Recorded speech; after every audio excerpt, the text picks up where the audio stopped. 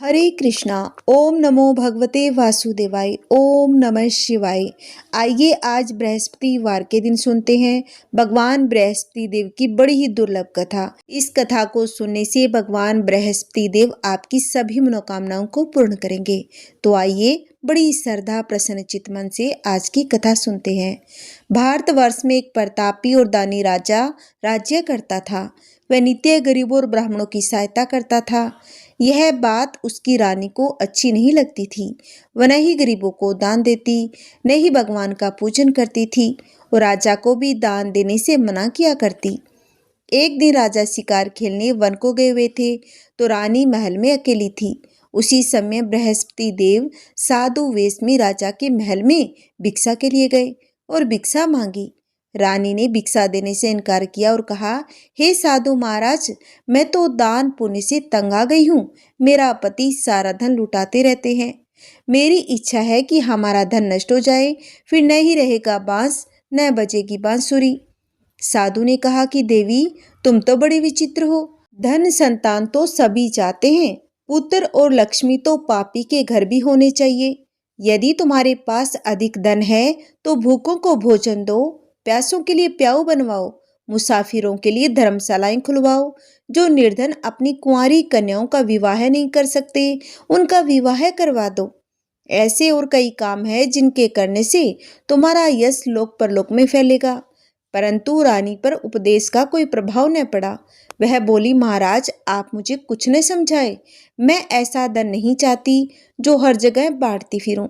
साधु ने उत्तर दिया, यदि तुम्हारी ऐसी इच्छा है तो तथास्तु। तुम ऐसा करना कि बृहस्पतिवार को घर लीपकर पीली मिट्टी से अपना सिर धोकर स्नान करना, भट्टी चढ़ाकर कपड़े धोना। ऐसा करने से आपका सारा धन नष्ट हो जाएगा। इतना कहकर वह साधु महाराज वहां से आलोप हो गए। साधु के अनुसार कई बातों को पूरा करते हुए रानी को केवल 3 बृहस्पतिवार ही बीते थे कि उसकी समस्त धन संपत्ति नष्ट हो गई। भोजन के लिए राजा का परिवार तरसने लगा। तब एक दिन राजा ने रानी से बोला कि हे रानी, तुम यहीं रहो, मैं दूसरे देश को जाता हूँ, क्योंकि यहाँ पर सभी लोग मुझे जानते हैं। इसीलिए मैं कोई छोटा कार्य नहीं कर सकता। ऐसा कहकर राजा प्रदेश चला गया। वहां वह जंगल से लकड़ी काट कर लाता और शहर में बेचता।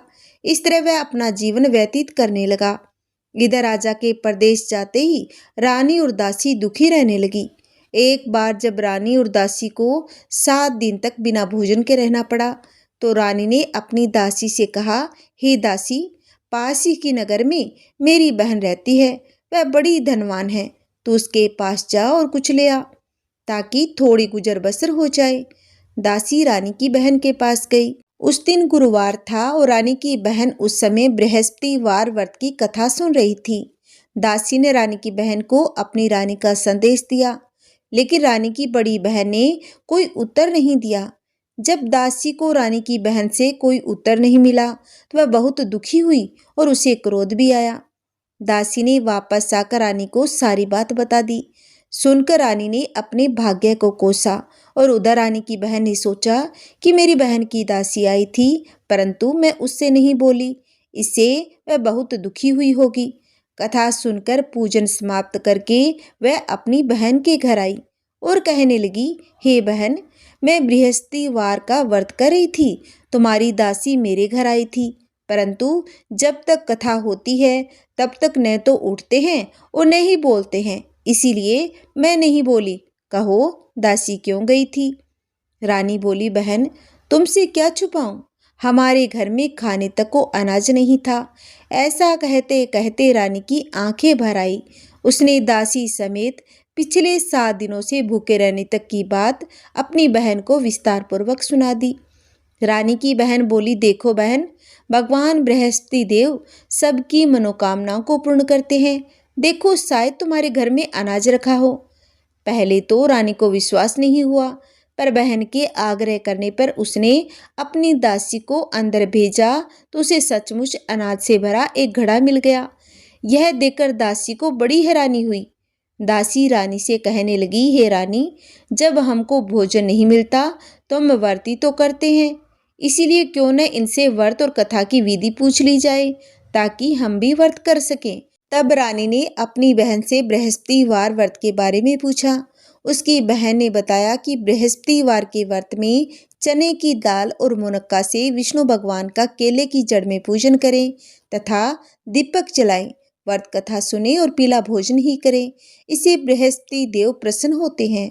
व्रत और पूजन की विधि बताकर रानी की बहन अपने घर लौट आई। 7 दिन के बाद जब गुरुवार आया तो रानी और दासी ने व्रत रखा। गुड़साल में जाकर चना और गुड़ लेकर आई। फिर उससे केले की जड़ तथा विष्णु भगवान का पूजन किया।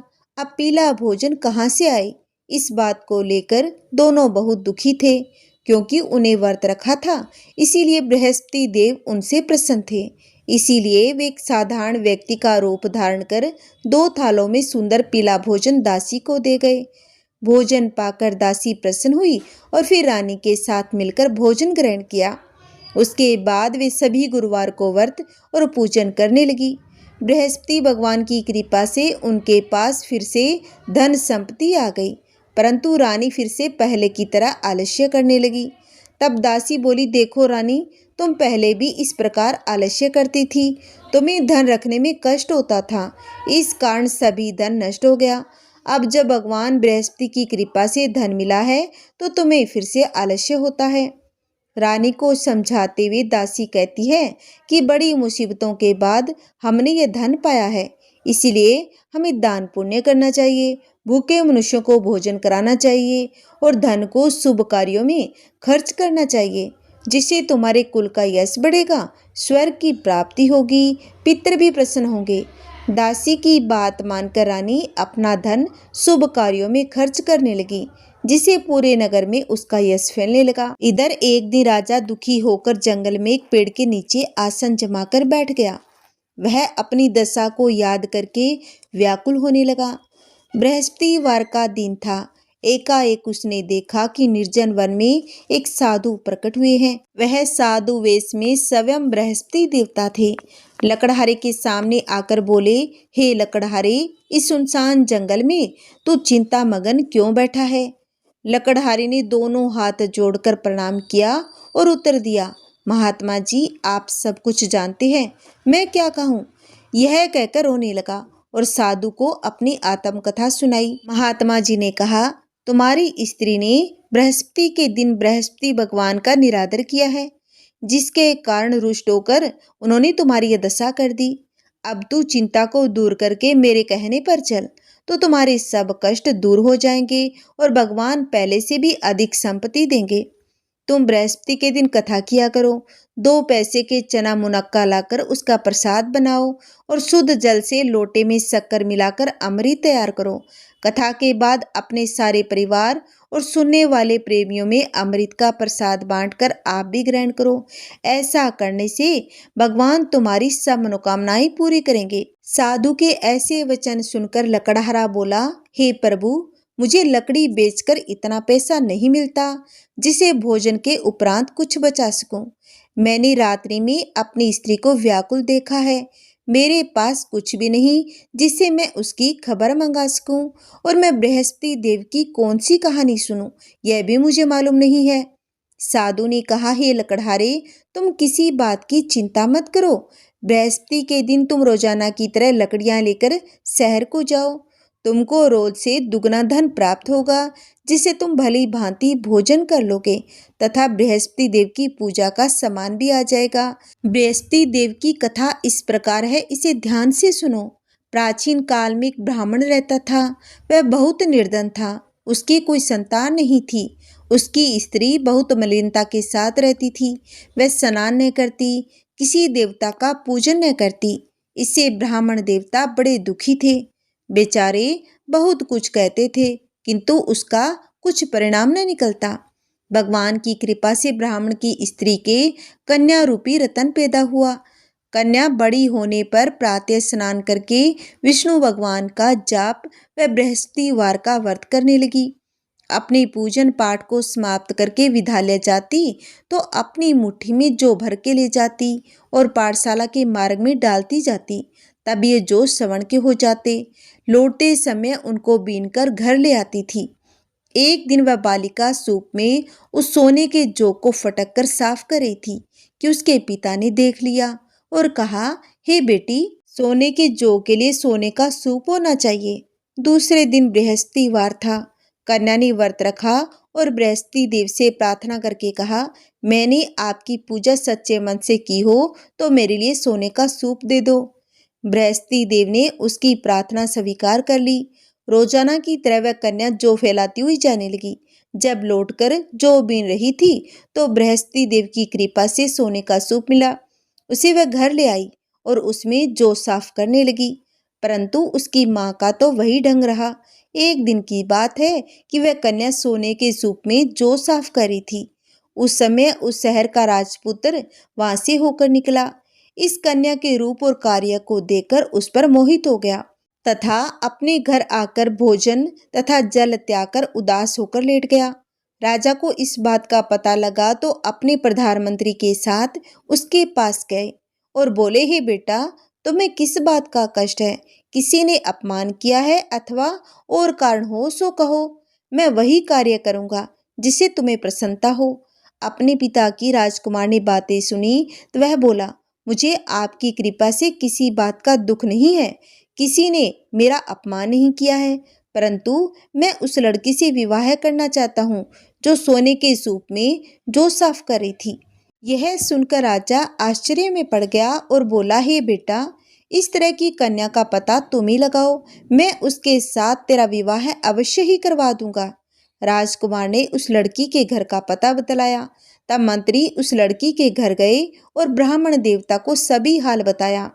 ब्राह्मण देवता राजकुमार के साथ अपनी कन्या का विवाह करने के लिए तैयार हो गए तथा विधि विधान के अनुसार ब्राह्मण की कन्या का विवाह राजकुमार के साथ हो गया। कन्या के घर से जाते ही पहले की भांति उस ब्राह्मण देवता के घर में गरीबी का निवास हो गया। अब भोजन के लिए भी अन्न बड़ी मुश्किल से मिलता था। एक दिन दुखी होकर ब्राह्मण देवता अपनी पुत्री के पास गए। बेटी ने पिता की दुखी अवस्था को देखा और अपनी माँ का हाल पूछा। तब ब्राह्मण ने सभी हाल कहा। कन्या ने बहुत सा धन देकर अपने पिता को विदा कर दिया। इस तरह ब्राह्मण का कुछ समय सुखपूर्वक व्यतीत हुआ। कुछ दिन बाद फिर वही हाल हो गया। ब्राह्मण फिर अपनी कन्या के यहाँ गया और सारा हाल कहा तो लड़की बोली, हे पिताजी, आप माताजी को यहाँ ले आओ, मैं उसे विधि बता दूंगी जिससे गरीबी दूर हो जाए।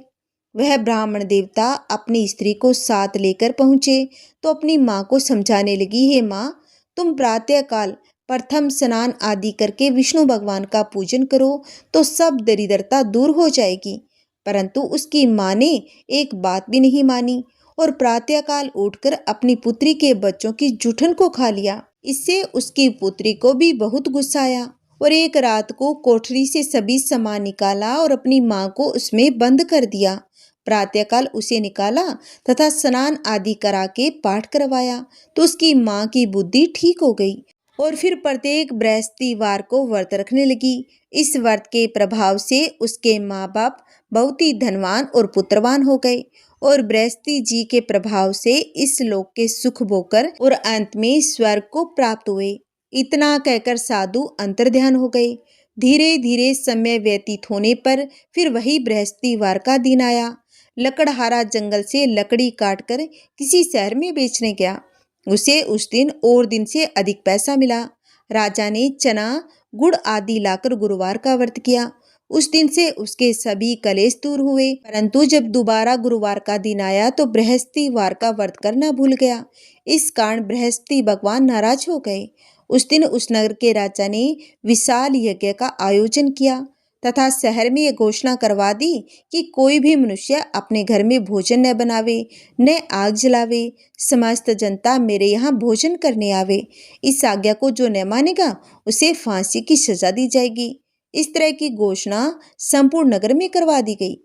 राजा की आज्ञा अनुसार शहर के सभी लोग भोजन करने गए, लेकिन लकड़हारा कुछ देर से पहुंचा, इसलिए राजा उसको अपने साथ घर लिवा ले गए और ले जाकर भोजन करा रहे थे तो रानी की दृष्टि उस खूंटी पर पड़ी जिस पर उसका हार लटका हुआ था। वह वहां पर दिखाई नहीं दिया। रानी ने निश्चय किया कि मेरा हार इस मनुष्य ने चुरा लिया है। उसी समय सिपाहियों को बुलाकर उसको कारागार में डलवा दिया गया।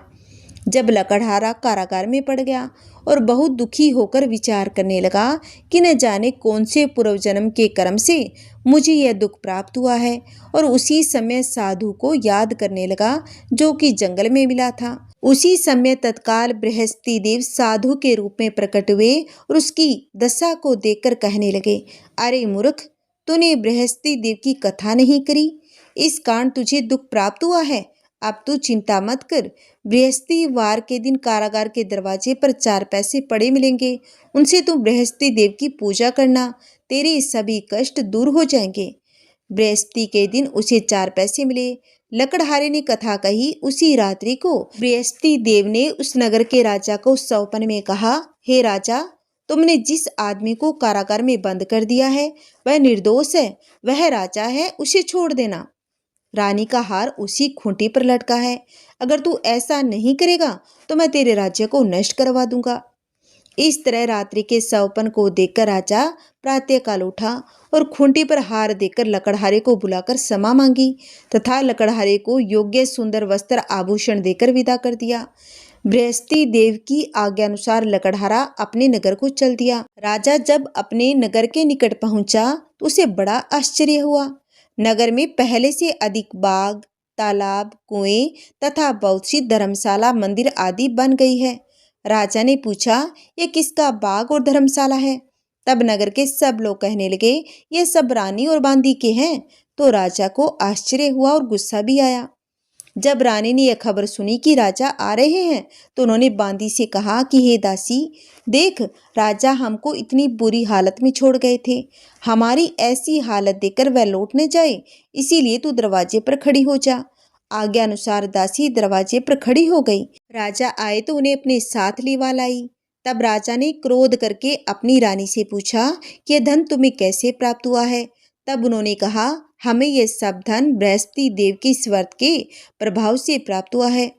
राजा ने निश्चय किया कि 7 रोज बाद तो सभी बृहस्पति देव का पूजन करते हैं, परंतु मैं प्रतिदिन दिन में 3 बार कहानी तथा रोज व्रत किया करूंगा। अब हर समय राजा के दुपट्टे में चने की दाल बंधी रहती तथा 3 बार कहानी कहता। एक रोज राजा ने विचार किया कि चलो अपनी बहन के यहाँ हो आए। इस तरह निश्चय कर राजा घोड़े पर सवार हो अपनी बहन के यहाँ को चलने लगा। मार्ग में उसने देखा कि कुछ आदमी एक मुर्दे को लिए जा रहे थे। उन्हें रोकर राजा कहने लगा, अरे भाइयों, मेरी बृहस्पति देव की कथा सुन लो। वे बोले, लो, हमारा तो आदमी मर गया है, इसको अपनी कथा की पड़ी है। परंतु कुछ आदमी बोले, अच्छा कहो, हम तुम्हारी कथा भी सुनेंगे। राजा ने दाल निकाली और जब कथा आदि हुई तो मुर्दा हिलने लग गया। जब कथा समाप्त हुई तो राम राम करके मनुष्य उठकर खड़ा हो गया। आगे मार्ग में उसे किसान खेत में हल चलाता मिला। राजा ने उसे देख और उससे बोले, अरे भैया, तो मेरी बृहस्पतिवार की कथा सुन लो। किसान बोला, जब तक मैं तेरी कथा सुनूंगा तब तक 4 हरया जोत लूंगा, जा अपनी कथा किसी और को सुनाना। इस तरह राजा आगे चलने लगा। राजा के हटते ही बेल पछाड़ खाकर गिर गया तथा किसान के पेट में बड़ी जोर का दर्द होने लगा। उस समय उसकी माँ रोटी लेकर आई। उसने जब यह देखा तो अपने पुत्र से सब हाल पूछा और बेटे ने सभी हाल कह दिया। तो बुढ़िया दौड़ी दौड़ी उस घुड़सवार के पास गई।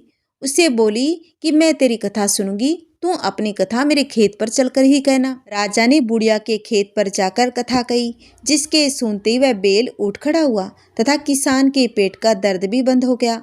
राजा अपनी बहन के घर पहुंचा। बहने भाई की खूब मेहमानी की। दूसरे रोज प्रातःकाल राजा जगा तो वह देखने लगा कि सब लोग भोजन कर रहे हैं। राजा ने अपनी बहन से कहा, ऐसा कोई मनुष्य है जिसने भोजन नहीं किया हो? मेरी बृहस्पतिवार की कथा सुन ले।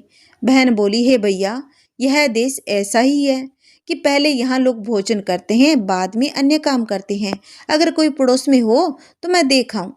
वह ऐसा कहकर देखने चली गई, परंतु उसे कोई ऐसा व्यक्ति नहीं मिला जिसने भोजन किया हो। अतः वह एक कुम्हार के घर गई जिसका लड़का बीमार था। उसे मालूम हुआ कि उनके यहाँ 3 रोज से किसी ने भोजन नहीं किया है। रानी ने अपने भाई की कथा सुनने के लिए कुम्हार से कहा। वह तैयार हो गई। राजा ने जाकर बृहस्पतिवार की कथा कही, जिसको सुनकर उसका लड़का ठीक हो गया। अब तो राजा की प्रशंसा होने लगी। एक रोज राजा ने अपनी बहन से कहा कि हे बहन, हम अपने घर को जाएंगे, तुम भी तैयार हो जाओ। राजा की बहन ने अपनी सास से कहा।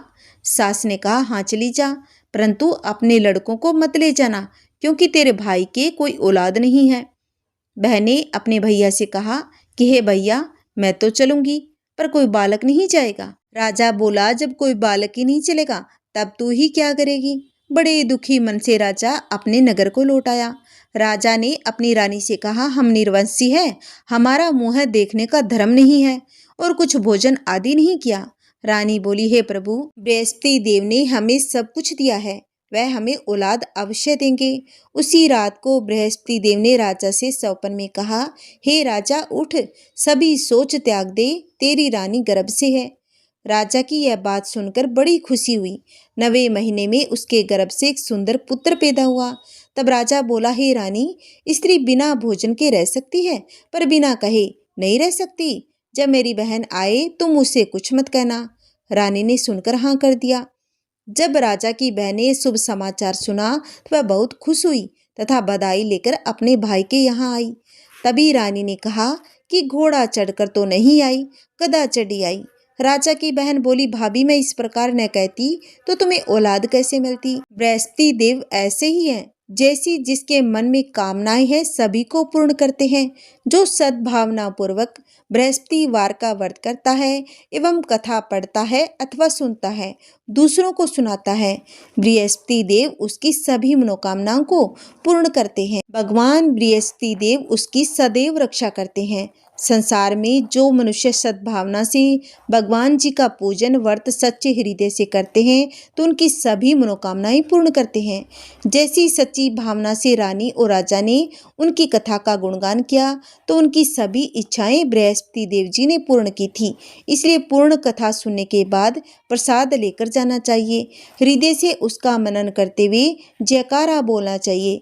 बोलो बृहस्पति देव भगवान की जय, भगवान विष्णु की जय, बोलिए समस्त देवी देवताओं की जय, बोलिए माता लक्ष्मी की जय। आइए अब हम सुनेंगे भगवान बृहस्पति देव की आरती। जय बृहस्पति देवा, ओम जय बृहस्पति देवा, छिन छिन भोग लगाऊं कदली फल मेवा। ओम जय बृहस्पति देवा, जय बृहस्पति देवा, तुम पूर्ण परमात्मा, तुम अंतर्यामी, जगत पिता जगदीश्वर, तुम सबके स्वामी। ओम जय बृहस्पति देवा, जय बृहस्पति देवा, चरणामृत निज निर्मल, सब पातक हरता, सकल मनोरथ दायक, कृपा करो भरता। ओम जय बृहस्पति देवा, जय बृहस्पति देवा, तन मन धन अर्पण करे, जो जन शरण पड़े, प्रभु पर कट तब हो करे, आकर द्वार खड़े। ओम जय बृहस्पति देवा, जय बृहस्पति देवा, दीन दयाल दयानिधि, भगतन हितकारी, पाप दोष सब हरता, भव बंधन हारी। ओम जय बृहस्पति देवा, जय बृहस्पति देवा, सकल मनोरथ दायक, सब संशय हारो, विषय विकार मिटाओ, संतन सुखकारी। ओम जय बृहस्पति देवा, जय बृहस्पति देवा, जो कोई आरती तेरी प्रेम सहित गावे, जेठानंद आनंद करे, सो निश्चय पावे। ओम जय बृहस्पति देवा, जय बृहस्पति देवा, बोलो बृहस्पति देव भगवान की जय। हरे कृष्णा।